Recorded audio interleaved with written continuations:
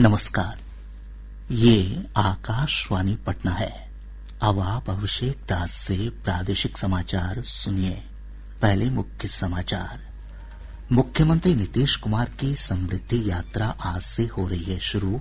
बेतिया में 182 करोड़ रुपए की विकास परियोजनाओं का करेंगे उद्घाटन और शिलान्यास।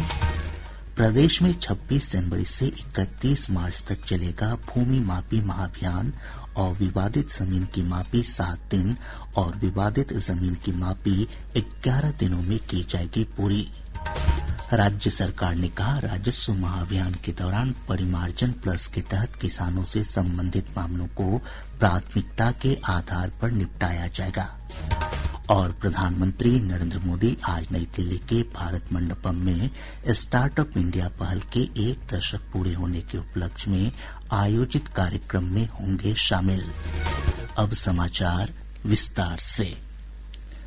मुख्यमंत्री नीतीश कुमार की समृद्धि यात्रा आज से शुरू हो रही है। यह यात्रा पश्चिम चंपारण जिले से शुरू होगी। समृद्धि यात्रा का पहला चरण 24 जनवरी तक चलेगा। पहले चरण में मुख्यमंत्री पूर्वी चंपारण, सीतामढ़ी, शिवहर, गोपालगंज, सिवान, सारण, मुजफ्फरपुर और वैशाली जिले का भी दौरा करेंगे। इस दौरान मुख्यमंत्री विभिन्न सरकारी योजनाओं की समीक्षा करेंगे और आम लोगों के साथ संवाद करेंगे।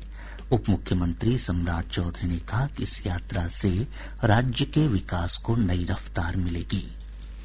बिहार समृद्धि की ओर जाएगा। आदरणीय मुख्यमंत्री जी ने कई यात्रा किया है, न्याय यात्रा से लेकर प्रगति यात्रा भी किया और प्रगति में जो हुए हैं, अब समृद्धि की ओर बिहार जा रहा है, इसकी पूरी कल्पना करें। हमारे बेतिया संवाददाता ने बताया कि यात्रा के क्रम में मुख्यमंत्री 182 करोड़ रुपए की विकास परियोजनाओं का उद्घाटन और शिलान्यास करेंगे। मुख्यमंत्री नीतीश कुमार अपनी समृद्धि यात्रा के क्रम में जिले में कई विकास परियोजनाओं का उद्घाटन और शिलान्यास करेंगे। श्री कुमार 153 करोड़ की लागत वाली 125 योजनाओं का शिलान्यास और 29 करोड़ की लागत से निर्मित 36 योजनाओं का उद्घाटन करेंगे। वे जिले में संचालित विभिन्न विकासात्मक और कल्याणकारी योजनाओं की समीक्षा भी करेंगे। किसानों को आधुनिक कृषि तकनीकों से जोड़ने के उद्देश्य से बेतिया के रमना मैदान में लगाए जा रहे किसान मेला सह यांत्रिकरण प्रदर्शनी का उद्घाटन करेंगे। इस दौरान मुख्यमंत्री आम लोगों के साथ संवाद भी करेंगे और कुमारबाग औद्योगिक क्षेत्र का स्थलीय निरीक्षण करेंगे। इस अवसर पर उप मुख्यमंत्री सम्राट चौधरी और विजय कुमार सिन्हा समेत कई जनप्रतिनिधि मौजूद रहेंगे। इधर समृद्धि यात्रा को लेकर जिले में सुरक्षा व्यवस्था बढ़ा दी गई है। आकाशवाणी समाचार के लिए बेतिया से आशीष कुमार। प्रदेश में 26 जनवरी से 31 मार्च तक भूमि मापी महाअभियान चलेगा और विवादित जमीन की मापी 7 दिन और विवादित जमीन की मापी 11 दिनों में पूरी कर ली जाएगी। अमीन भूमि मापी रिपोर्ट 14 दिनों में पोर्टल पर अपलोड करेंगे। उप मुख्यमंत्री सह राजस्व और भूमि सुधार मंत्री विजय कुमार सिन्हा ने बताया कि जिलों में जन सुनवाई के दौरान मापी से संबंधित शिकायतों को देखते हुए भूमि मापी महाअभियान चलाने का फैसला किया गया है। उन्होंने बताया कि मापी के लिए भूमि ई मापी पोर्टल पर ऑनलाइन आवेदन करना होगा। श्री सिन्हा ने कहा कि नई व्यवस्था से भूमि सीमांकन से जुड़े मामलों में कमी आएगी। इनके तहत हम राज्य के सभी नागरिकों त्वरित, पारदर्शी, भरोसेमंद सेवा देने के लिए लगातार सुधार कर रहे हैं। भूमि मापी की नई समयबद्ध पूरी तरह से ऑनलाइन व्यवस्था हम लागू कर रहे हैं। अब विवादित भूमि की मापी 7 दिनों में, विवादित मामलों की मापी अधिकतम 11 दिनों में पूरी की जाएगी। मापी के बाद प्रतिवेदन 14 दिनों के भीतर पोर्टल पर अपलोड करना अनिवार्य कर दिया गया है। राजस्व महाअभियान के दौरान परिमार्जन प्लस के तहत किसानों से संबंधित मामलों को प्राथमिकता के आधार पर निपटाया जाएगा। राजस्व और भूमि सुधार विभाग के सचिव जय सिंह ने बताया कि वर्तमान में संचालित एग्री स्टैक महाअभियान के दौरान यह तथ्य सामने आया कि जमाबंदी अद्यतन नहीं होने के चलते किसानों को फार्मर आईडी बनाने में परेशानी हो रही है। उन्होंने कहा कि इसे देखते हुए परिमार्जन प्लस में प्राप्त ऐसे सभी आवेदन जिनका संबंध किसानों और एग्री स्टैक से है, उनका निष्पादन सर्वोच्च प्राथमिकता के आधार पर करने का फैसला किया गया। पटना के मसौढी में पदस्थापित राजस्व कर्मी राजा कुमार को भ्रष्टाचार के आरोप में सेवा से बर्खास्त कर दिया गया है। जिलाधिकारी डॉक्टर त्यागराजन एसएम ने बताया कि बर्खास्त कर्मी को निगरानी की टीम ने घूस लेते रंगे हाथ गिरफ्तार किया था। साथ ही उस पर भ्रष्टाचार के कई अन्य मामले भी थे। बिहार विधानमंडल का बजट सत्र 2 फरवरी से शुरू होगा। यह सत्र 27 फरवरी तक चलेगा। इस दौरान कुल 19 बैठकें होंगी। एक रिपोर्ट। बजट सत्र के पहले दिन राज्यपाल आरिफ मोहम्मद खान विधानमंडल के विस्तारित भवन के सेंट्रल हॉल में विधानसभा और विधान परिषद के सदस्यों को संबोधित करेंगे। इसी दिन आर्थिक सर्वेक्षण पेश होगा और राज्यपाल द्वारा स्वीकृत अध्यादेशों की प्रति सदन पटल पर रखी जाएगी। सत्र के दूसरे दिन 3 फरवरी को वित्तीय वर्ष 2026-27 का बजट पेश होगा। इसी दिन राज्यपाल के अभिभाषण पर चर्चा होगी। 5 फरवरी को राज्यपाल के अभिभाषण के धन्यवाद प्रस्ताव पर सरकार का उत्तर होगा। 6 फरवरी को राज्य सरकार के बजट पर सामान्य चर्चा और 9 फरवरी को इस पर सरकार का उत्तर होगा। आकाशवाणी समाचार के लिए पटना से आशीष रंजन। केंद्र सरकार ने प्रधानमंत्री आवास योजना ग्रामीण के तहत बिहार को पुरानी व्यवस्था के माध्यम से ही बकाया राशि देने का फैसला किया है। योजना के तहत राज्य सरकार ने केंद्र से 4,500 करोड़ रुपए की मांग की है। यह राशि मिलने से 9 लाख से अधिक परिवार लाभान्वित होंगे। 7 निश्चय 3 के तहत 11 जिला अस्पतालों और 180 प्रखंड स्तरीय सामुदायिक स्वास्थ्य केंद्रों के प्रसूति शल्य कक्षों को विशिष्ट चिकित्सा केंद्र के रूप में विकसित किया जाएगा। स्वास्थ्य मंत्री मंगल पांडे ने ये जानकारी दी। उन्होंने बताया कि इसका उद्देश्य मातृ और शिशु मृत्यु दर को कम करना है। होली पर देश के अलग अलग हिस्सों से बिहार के लिए 200 विशेष बसों का परिचालन किया जाएगा। ये बसें दिल्ली, पंजाब, हरियाणा, उत्तर प्रदेश, पश्चिम बंगाल और झारखंड के प्रमुख मार्गों पर चलेंगी। बिहार राज्य पथ परिवहन निगम के आधिकारिक सूत्रों ने बताया कि इन बसों का संचालन पब्लिक प्राइवेट पार्टनरशिप मोड में किया जाएगा। यात्री निगम की वेबसाइट से ऑनलाइन टिकट बुक कर सकेंगे।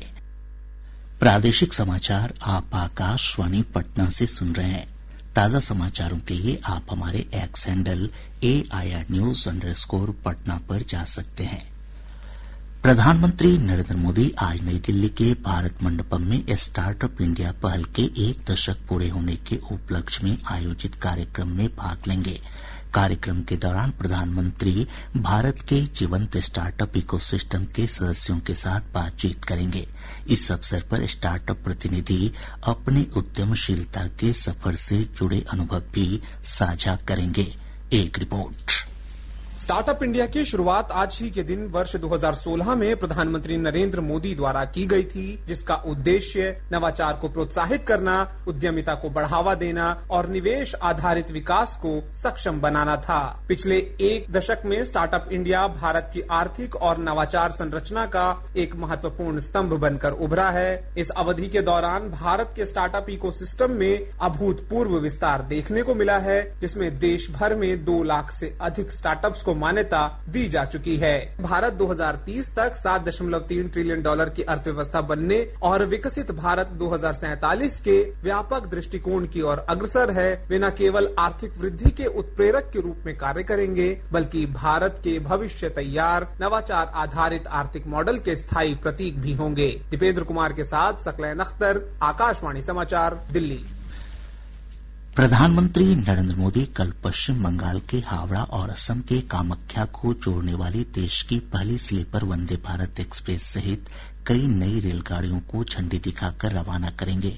इन ट्रेनों से बिहार, पश्चिम बंगाल, असम, ओडिशा, आंध्र प्रदेश, कर्नाटक, तमिलनाडु, महाराष्ट्र, उत्तर प्रदेश और मध्य प्रदेश के बीच यात्रियों का आवागमन संपर्क बेहतर होगा। मुजफ्फरपुर के बोचहा प्रखंड के ककराचक की रहने वाली सोलर दीदी के नाम से प्रसिद्ध देवकी देवी को गणतंत्र दिवस समारोह में शामिल होने के लिए राष्ट्रपति भवन से निमंत्रण मिला है। पिछले वर्ष अगस्त महीने में प्रधानमंत्री नरेंद्र मोदी ने मन की बात कार्यक्रम में सौर ऊर्जा के क्षेत्र में उनके कामों की चर्चा की थी। राष्ट्रपति भवन से निमंत्रण मिलने पर देवकी देवी और उनका पूरा परिवार काफी उत्साहित है। राष्ट्रपति यहाँ से निमंत्रण लेल हम बहुत खुश हती। हमारा घरों के लोग सब बहुत खुश है, गाँव समाज सब बहुत खुश है। प्रदेश के अधिकतर हिस्सों में ठंड में कमी आई है। धूप निकलने और सर्द पछुआ हवा की रफ्तार में कमी आने से कनकनी का एहसास भी कम हो रहा है। मौसम विभाग से प्राप्त जानकारी के अनुसार पिछले 24 घंटों के दौरान भागलपुर का सबौर राज्य का सबसे ठंडा स्थान रहा, जहां का न्यूनतम तापमान 5.9 डिग्री सेल्सियस रिकॉर्ड किया गया। मौसम पूर्वानुमान में कहा गया है कि अगले 2 से 3 दिनों के बाद अधिकतम तापमान में क्रमिक रूप से बढ़ोतरी होगी।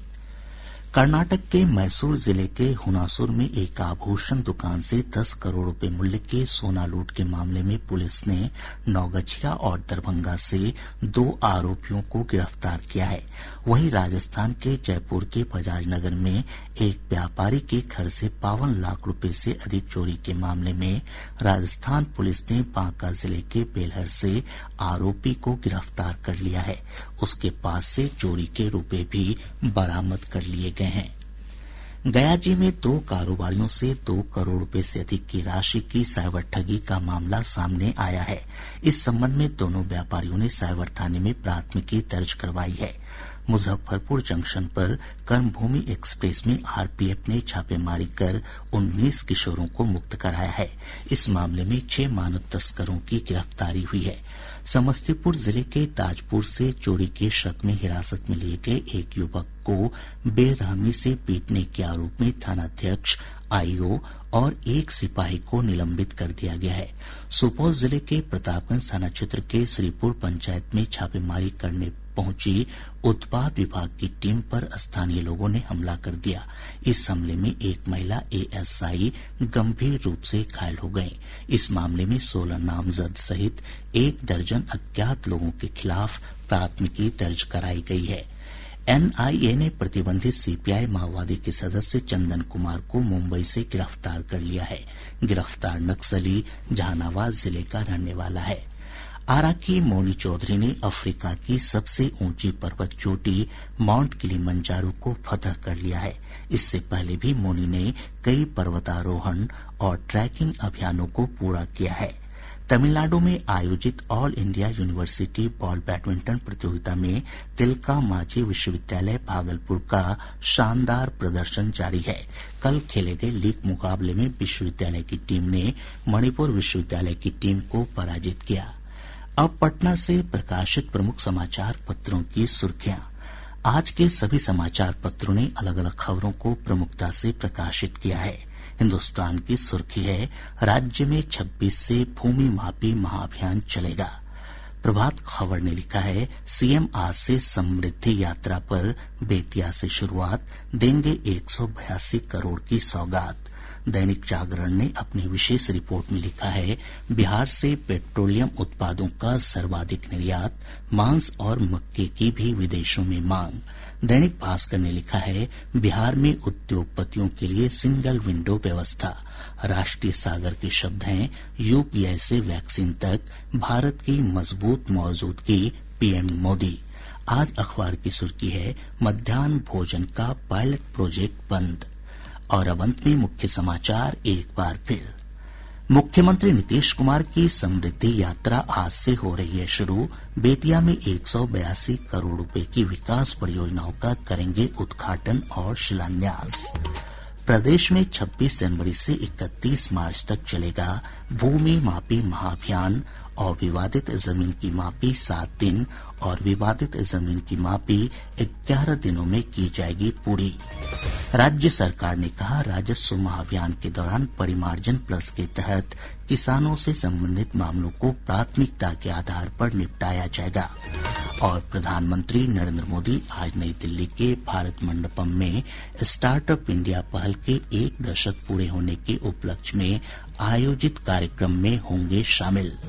इसके साथ ही आकाशवाणी पटना से प्रसारित प्रादेशिक समाचार का ये अंक समाप्त हुआ। आकाशवाणी पटना से अगला समाचार बुलेटिन दोपहर 2 बजे प्रसारित किया जाएगा। नमस्कार।